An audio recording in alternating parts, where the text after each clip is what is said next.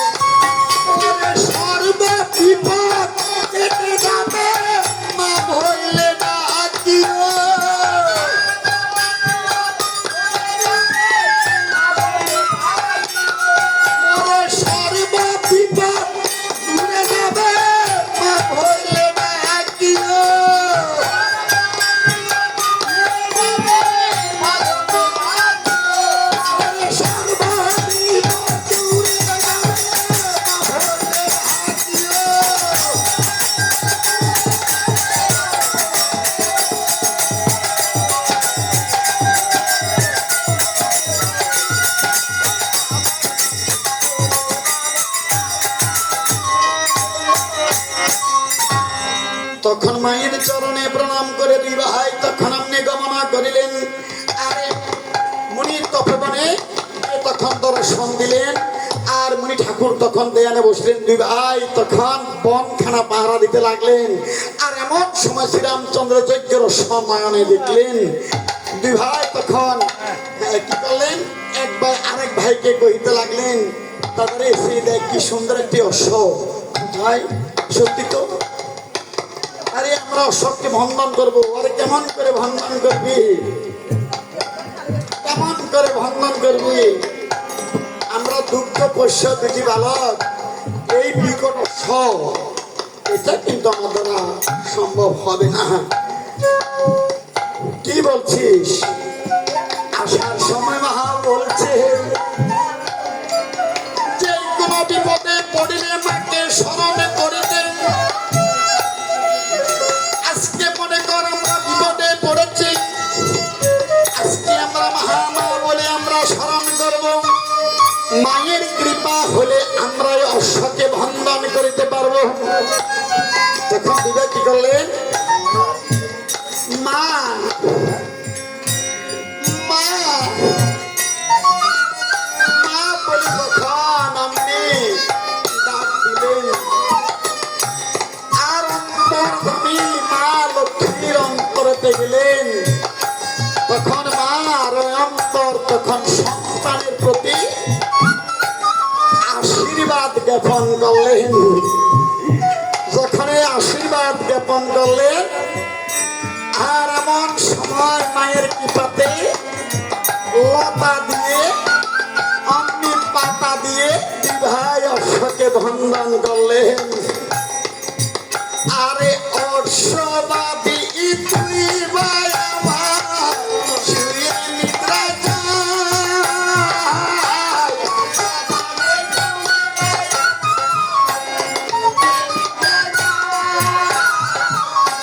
অশ্ববাদী তুই ভাই আমার শুয়ে নিদ্রা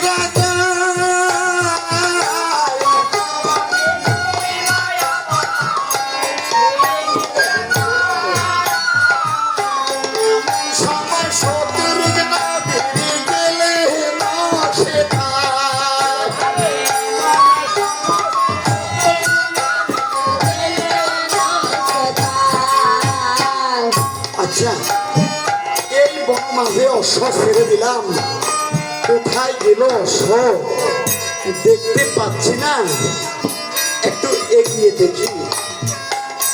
আরে এইখানে অশ্ব বাতা আছে, কে বন্ধন করেছে, কাকে জিজ্ঞাসা করব।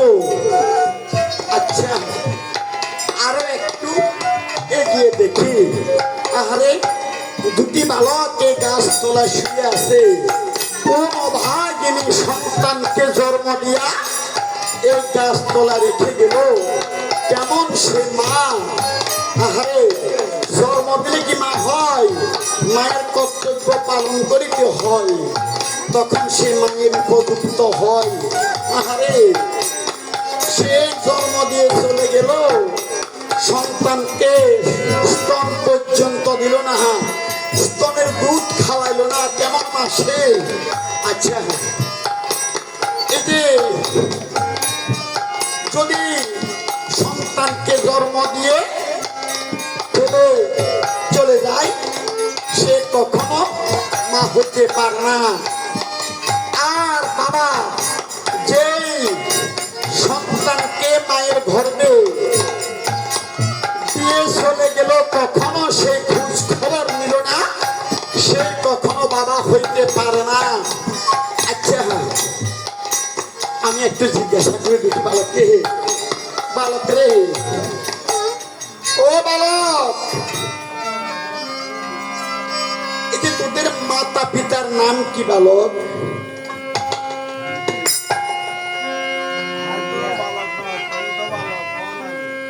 আচ্ছা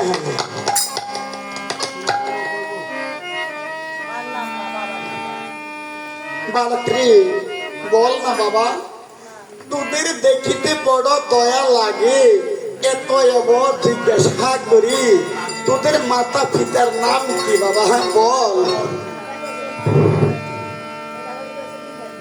বাবার নাম জানি না, মায়ের নাম জানলেও তোমাদের দুই ভাইয়ের কাছে বলবো না। কয় কি? আরে বাবার নাম জানে না, মায়ের নাম জানে, তারপরে কিন্তু আমাদের এই দুই আমাদের কাছে বলবে না। তাহলে এই আমাদের কাছে বলবে না আমরা কি অন্যায় করেছি? ওর বাবা এখনো সময় আছে, বাবা আচ্ছা। বল।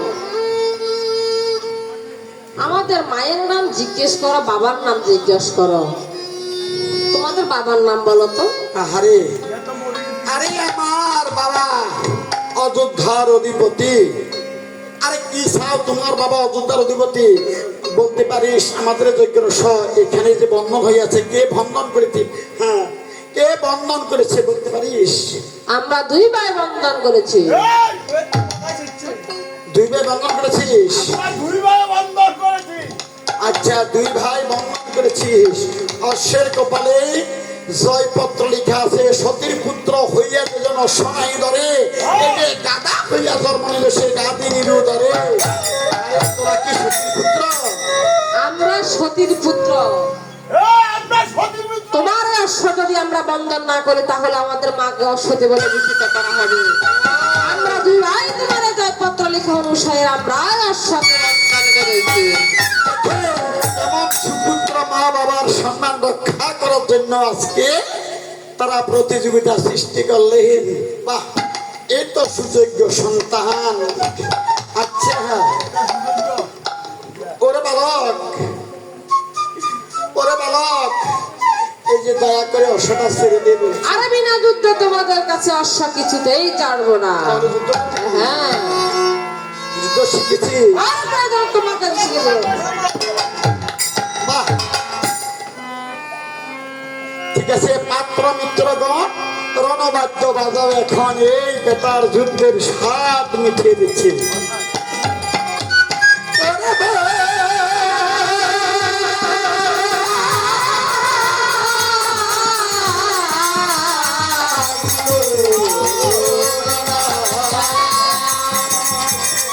ওরে মুনির তাপ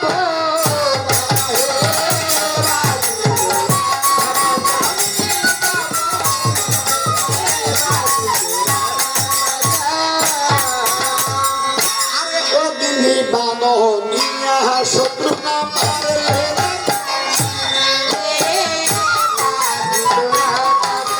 সেই বানর উড়িয়া চল সমান, সেই বানে আকাশেতে আগুনি জ্বলতে লাগলো। তাহা দেখে লব কুসুম ভাবিতে লাগিল, ভাবিয়াছি ইহা দুবাই বিবাহ জগলো। মেরে দিকে হাত বাড়াইয়া ভরুনি বাণী করিল, ভরুনি বাণ জুড়িয়া তখন মারলে না সেই বাণে শত্রু নবী হইলেন পাতন, সেই বাণে শত্রু নবী হইল পতন। দিকে গদিল বিরহ মালতে বাতাস, ভূমিতে গদিল বিরহ মালতে বাতাস। শত্রুঘ্নের নাশায়তে কেবল মহেশ,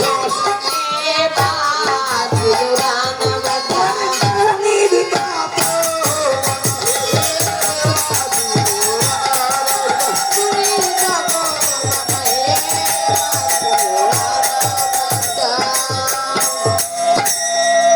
এই মুনির তপবনে আজকে শ্রীরামচন্দ্রের ছোট ভাই প্রাণ হারাইলেন, আর দিকে দুধ গিয়া শ্রীরামচন্দ্রের অযোধ্যায় খবর পৌঁছাইলেন।